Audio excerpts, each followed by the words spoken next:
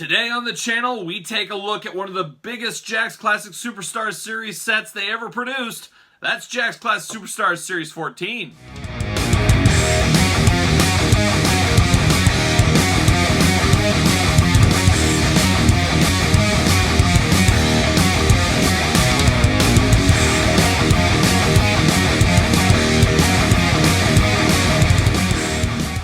Welcome everyone, Kyle here, and like I said, we're back again with another Jakks Classic Superstars video. As you guys know, we're working our way through every single line, every single subline, the regular series, the tag team series, the triple threat series, the limited edition series, the ring giants, the 1 of 100s, the best of. It goes on for days. We're working our way through them all. This video, specifically, we focus on Jakks Classic Superstars 14. Right getting there. You know, there's 28 sets in this original singles lineup, I guess you would call it. We're at 14, so we're getting through a pretty good clip every single week. Hopefully you guys are checking out all the videos, dropping new Jakks Classic Superstars videos every single Tuesday. And 14, like I said, is a big set. This very well could be the biggest set that Jakks released as far as the single set when you throw in the variants in this one, which I will talk about more later on in the video. But let's get it started. I talked last time, obviously, Classic Superstars 13. Series 14 was the first series I personally remember ordering from Ringside Collectibles back in the day. I was so kind of worked up about the distribution problems and the really damaged packaging of Series 13. I said, you know what, I'm going to give 14 a try through Ringside, and primarily that's how it went the rest of the Jakks Classic Superstars run for me, outside of the Toys R Us exclusives, other channel Pro Figures, All Cool Gifts exclusives, and then a few of the ones I picked up at the stores. Going forward, I still went to the stores looking for my Jakks Classic Superstars, but I primarily looked for ones I wanted to have loose, which brings us to this one. This is one I obviously got through Ringside, like I said, but I got one in the store to open up because I am a pretty big Abdullah the Butcher fan. You know, you take somebody my age as a kid, the blood, the guts, the violence, you didn't see that in the WWF, and really not WCW, a little bit of the NWA. Abdullah the Butcher, one of the craziest out there, the craziest to have ever done it. We saw him a little bit as a kid in WCW, but that wasn't the full-on Abdullah the Butcher. So I was very excited to get this figure, especially my age at that time. We're just a couple years away from the Terry Funk, Mick Foley death match and all the tape trading of, you know, some of those big Japans and things like that. Well, Abdullah was truly an originator with the fork and all that fun stuff he did with that. And if you've missed some of that Abdullah the Butcher, maybe check it out. Just a totally different look than anybody else at the time, and I was very happy to get him in figure form. We never really got an Abdullah the Butcher figure. There was the original San Francisco Toy Makers, like bloody figures. I've talked about those on the channel before. I'm just not a fan of those at all. But we never got him in Galoob or LGNS, Hasbro's, because he wasn't in those federations during that time or ever. So it was really cool and a really deep cut for America to get Abdullah the Butcher. I would probably safely say he's more well known in Japan, where he spent a lot of his career. But I was very happy to get this one, and this is a slam dunk figure. I think they did justice to Abdullah the Butcher. Like sometimes we say maybe a little bit big. I don't know, you guys be the judge of that one, but there he is. Look at that. I wish he would have came with the fork accessory. Instead, he came with a steel chair, which Abdullah was known to use a steel chair, of course. But I think a fork would have been much more fitting. I heard rumors maybe there was a mix-up at the plant. Probably not, but he came with a steel chair, the go-to accessory in the Jakks days. But I love the pants on him. You can't really see it in the package. Got the stripe on the side.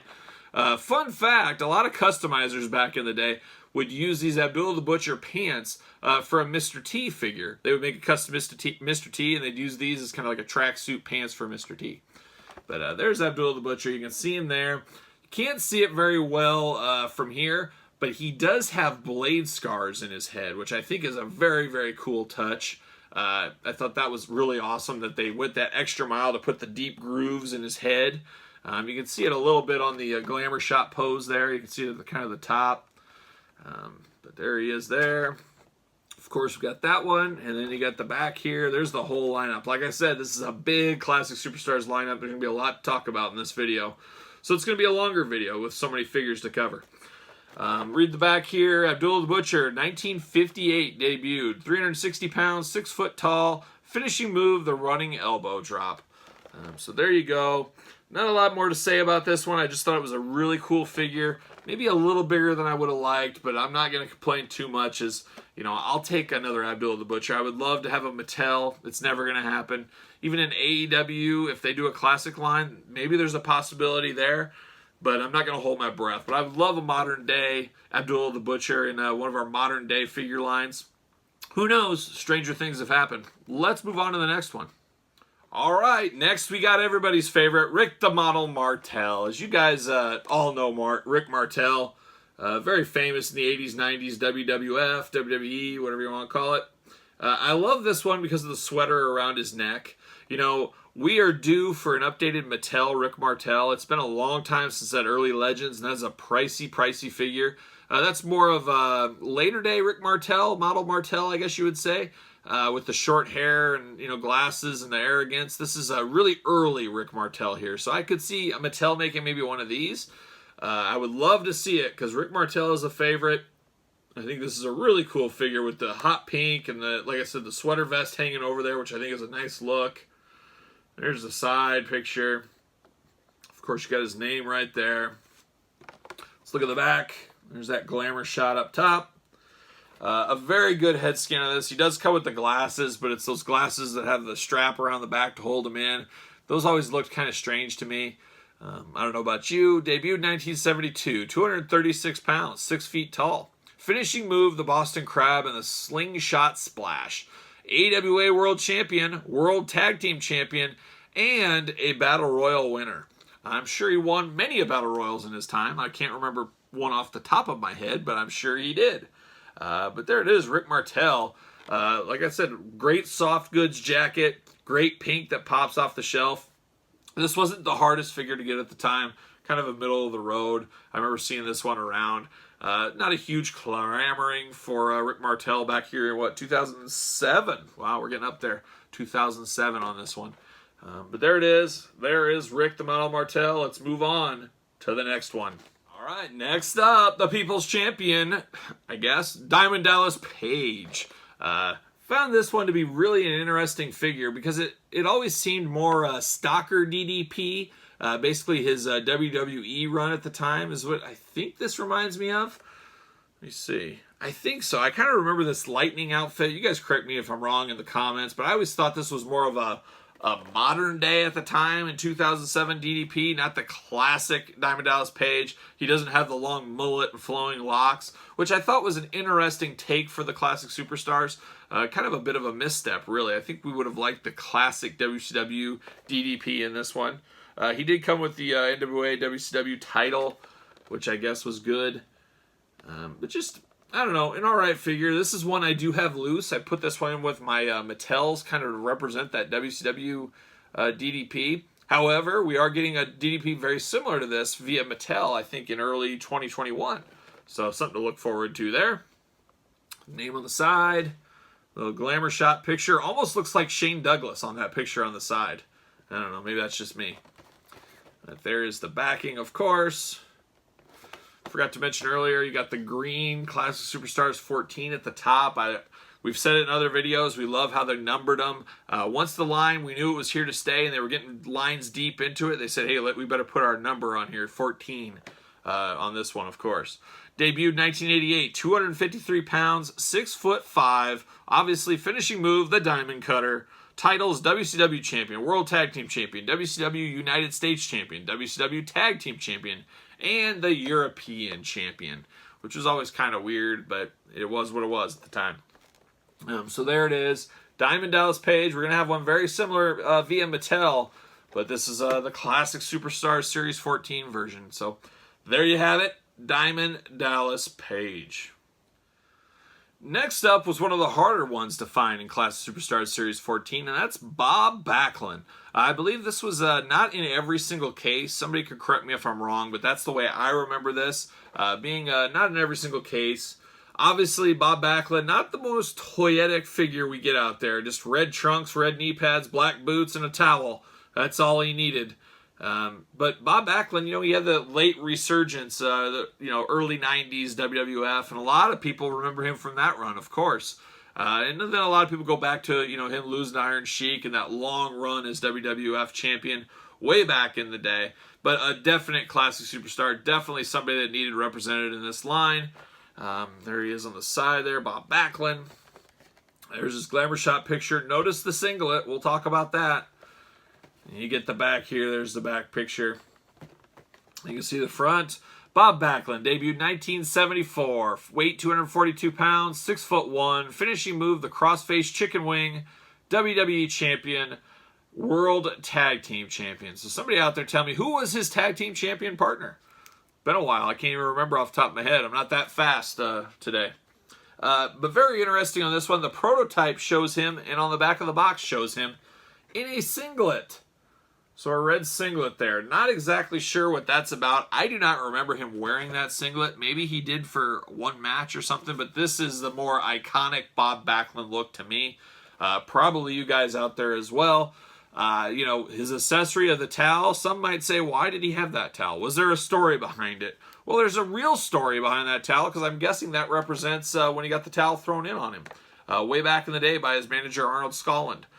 That's my guess there. I think that's a neat touch, instead of giving him, a cattle prod or a cheeseburger or maybe a chair. But there it is. But very interesting they went away from the prototype. I think we're all glad they did. I think this red tights make a lot more sense, at least to me out there. So there you have it. That's Bob Backlund. A sleeper in the set, that's for sure. So there you go, Mr. Bob Backlund. All right, next up, we got Sensational Sherry, another favorite manager, a favorite personality of the 80s, and one that I remember flying off the shelves at a pretty good clip in my area, at least. Let me know about yours. But, I usually say the female figures are not the first ones people buy. Those are, usually peg warming. They're usually around. That was not the case with Sensational Sherry. She was a popular one and very deserved. It's interesting, for our first Sherry, they went with the Shawn Michaels manager type time period, I guess you would say. Sherry's had a lot. You could have had Wrestling Sherry, you could have had Queen Sherry, $1 Million Man Sherry. There was a lot of ways this one could have went, and they went with the Shawn Michaels one. I don't hate the idea. We did get another Sherry. That'll be for another video. But I thought this one was really good, and this is one I do have loose in my Mattel collection because it displays very well with the Mattel Shawn Michaels. I've always said it, the Jakks female figures display very well with the Mattels. So there you go. There she comes with her blue chair. Never one to not have this blue chair with her. She would carry it on the planes. She would carry it on the bus. She would take that blue chair with her wherever she went, and she took it all the way into her Jakks toy. So good for her, lobbying to get that blue chair in there, and it worked. There she is on the side. Got the little HBK tattoo on her cheek. A very good figure, Sensational Sherry. There you got the back. One thing I didn't mention in the Abdullah the Butcher video, we forgot to talk about the prototype on the back. Look at Abby there. Much skinnier Abdullah the Butcher. That's where we talk about with Jakks.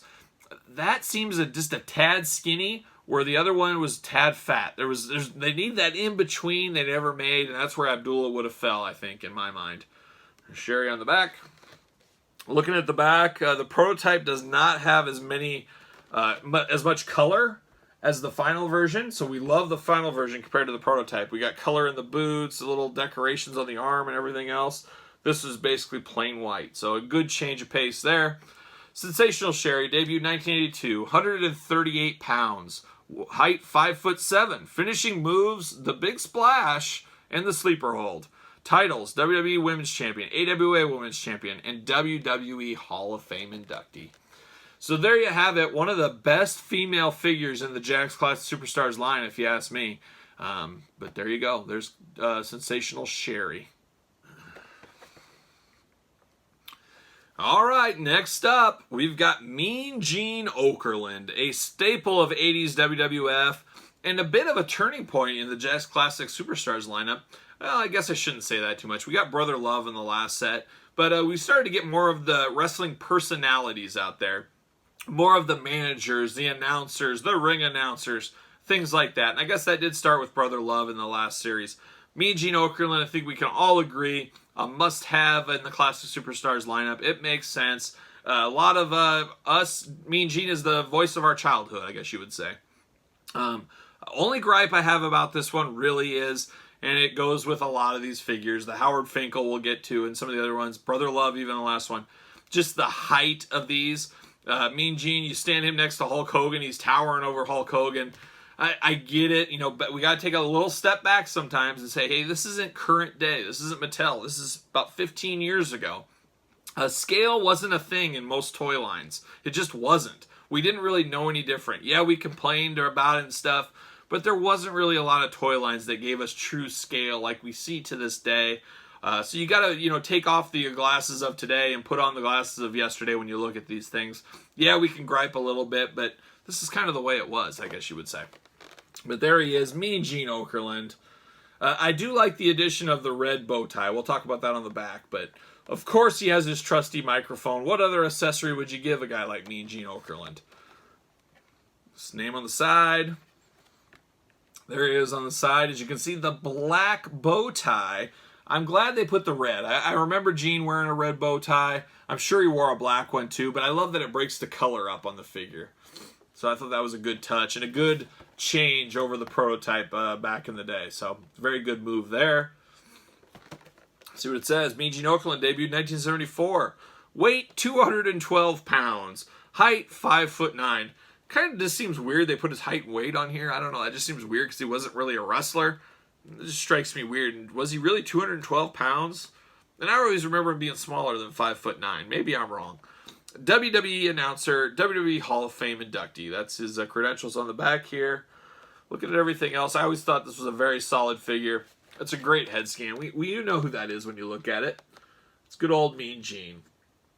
So there you go. Very similar to the Howard Finkel figure we'll get. We'll talk about that down the line a little bit more. But I was happy to get this one. I didn't buy this one to have loose, but it's just a cool figure nonetheless. It even strikes back to the old LJN days. You know, we had an LJN Mean Gene, which was a pretty iconic figure that a lot of people bought. You didn't wrestle with it, but you had to have him there to interview your guys.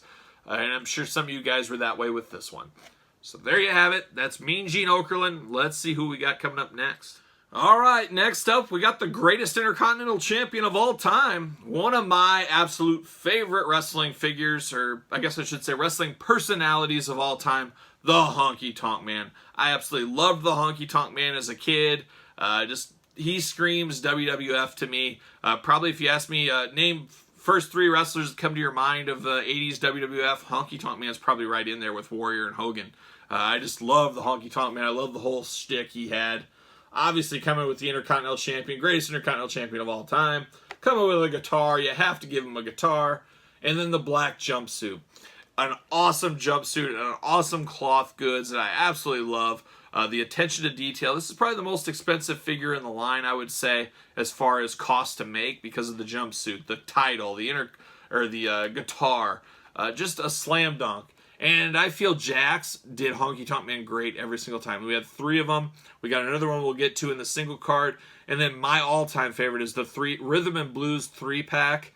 We'll talk about that down the line, but that is my favorite, probably Honky Tonk Man figure ever. So there you go. There's this one. You got the picture on the side. Great head sculpt. Just an awesome all-around figure. The name right there. Look at him on the back. This is one of the must-have. This is probably a top 10 Classic Superstars figure, if you ask me. Very, very cool. Debuted 1979, 271 pounds, 6'1". Finishing move, of course, the shake, rattle, and roll. Titles, WWE Intercontinental Champion. Favorite quote, I'm the greatest Intercontinental Champion of all time. And, you know, he very well may be right.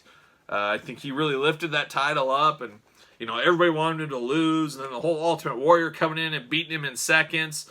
Just a great deal, that's for sure. Nothing too different from the prototype. Basically, same exact thing. So, like I said, about a perfect figure, and I don't believe this guitar is breakable.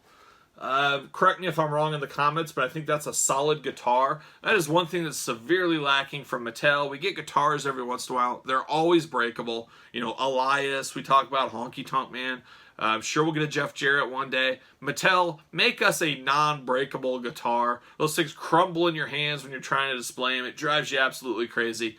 That is my ask of this day, I guess. So there you go. But Honky Tonk Man, make sure you pick this one up. This is a must-have. Next up, we got a twofer. We got to kind of do these two together. A rare treat where you get two tag team wrestlers, but you get them single-carded in the lineup. And, you know, the Road Warriors that works for. We saw it in the Nasty Boys, and now we see it here with Axe and Smash. And now these are two slam dunk figures. The attention to detail in these is awesome. Let's do Axe first, for the heck of it. There is Axe. Look at that. Look at that, the entrance gear. We had never got an entrance gear of Demolition at this point. Not as cool as maybe it could have been, but if you take yourself back to this time frame, I think plenty cool. You know, I do love it. Came with the mask down here. Came with the tag team title. You got his armband or his elbow pads in there. But I thought that was a total slam dunk. There's Axe on the side. Axe on the name. Of course, the back. I believe the prototypes were pretty... So the prototypes did not show the suits on the outside. Suits, I guess we'd call them. Great touch. I think it's attention to detail. It sets these apart from the tag team and the 3-pack series. Obviously, being single-carded, maybe there was more money to be used to make these the ultimate Demolition, I guess, at the time. Axe, debuted 1976, 302 pounds, 6'2". Finishing move, decapitation elbow drop. We all know that one. Titles, World Tag Team Champion. So that is Axe, very solid. And Smash, just as solid as well. You guys know, I always say it, I love big wrestlers and face-painted wrestlers. So this hits my alley exactly. Same accessories as Axe. Love the face paint here. There's Smash on the side. Smash on the side. Just a very solid. Debuted 1983, 292 pounds, 6'2", decapitation elbow drop, World Tag Team Champion. Now the thing I love too is the little Easter egg on this one is the face paint on these is the exact same as the Hasbro face paint. I thought that was a very awesome attention to detail, a throwback to the old school Hasbro collectors. I always loved the Smash face paint from that time frame, so very cool that they did the Hasbro inspired, I guess you would call it.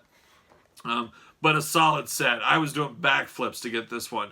Like I said, I love face-painted wrestlers. I love Demolition as a kid.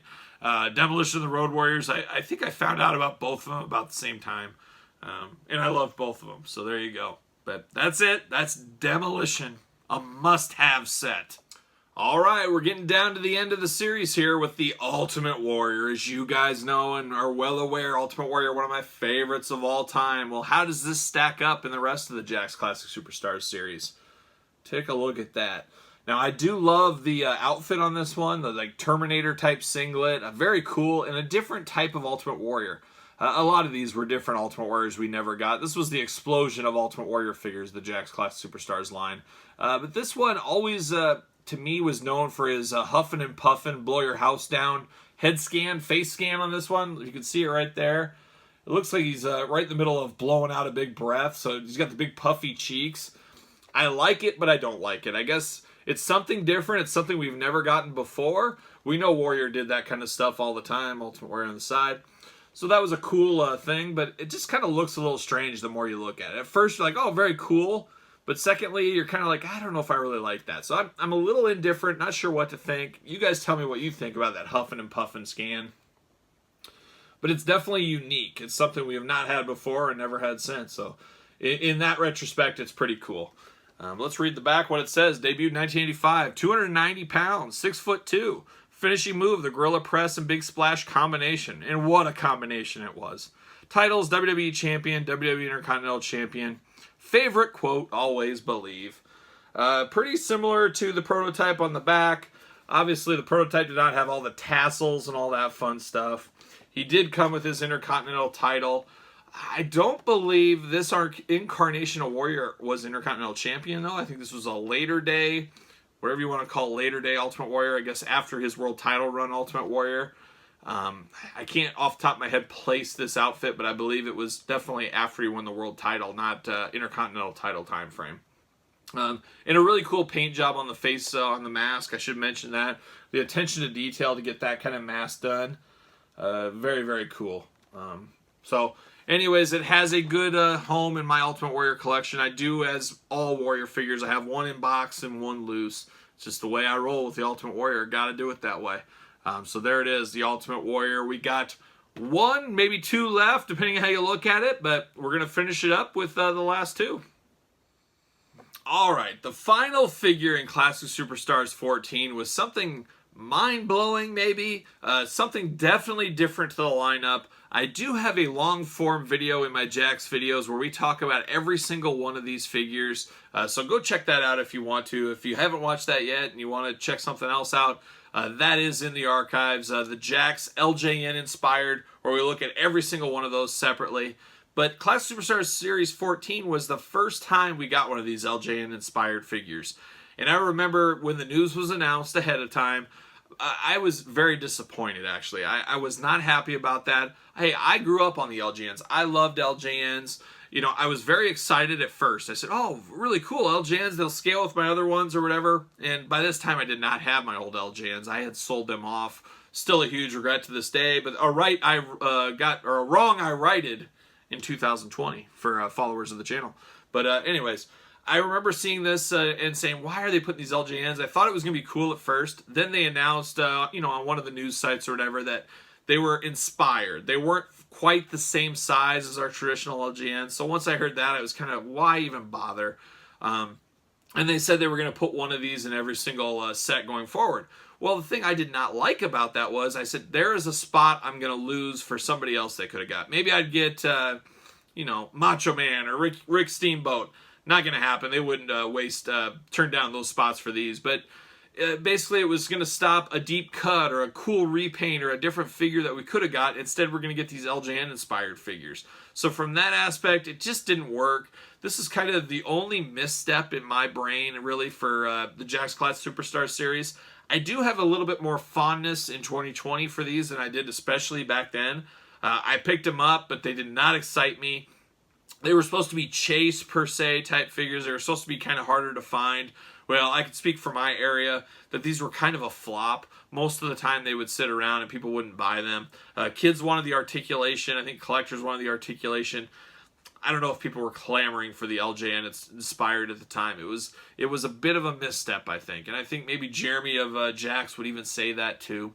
It was just a misstep in the line, and I wish they didn't exist at all. Or if they were going to really do it, do a one-off set of just all these. Do it, you know, Classic 20. We're going to celebrate 20 sets of the Classic Superstars, and everybody in this line will be LJN inspired. I would have liked something like that, maybe. Better than just one in every set, and to have them kind of limited, it didn't really work because for the most part they peg warmed in my area for the most part. But here's Stone Cold Steve Austin, so we're going to talk about this one. Right there he is. Obviously we all know Stone Cold. Now, like I said, I got this from Ringside Collectibles. I got this whole series from Ringside, and then I picked up some doubles out there. So there's Stone Cold right there. Let's read the back. Debuted 1989, 255 pounds, 6'2". Finishing move, the Stone Cold Stunner. Titles, WWE Champion, Intercontinental Champion, Tag Team Champion, Royal Rumble winner, King of the Ring, United States Champion for WCW, and WCW Tag Team Champion. And the prototype's true to life on here, and the same thing. So we got this. Didn't think anything of it. You know, this is okay. This is the first one. This is how they're going to come. They are LJN inspired. They got the traditional Jakks Classic Superstars packaging. It is what it is. Well, then all of a sudden these start as, you know, Ringside. You order from Ringside today. You get these figures, you know, a month, maybe 2 months before they come to the stores. And that was the case back then too with these.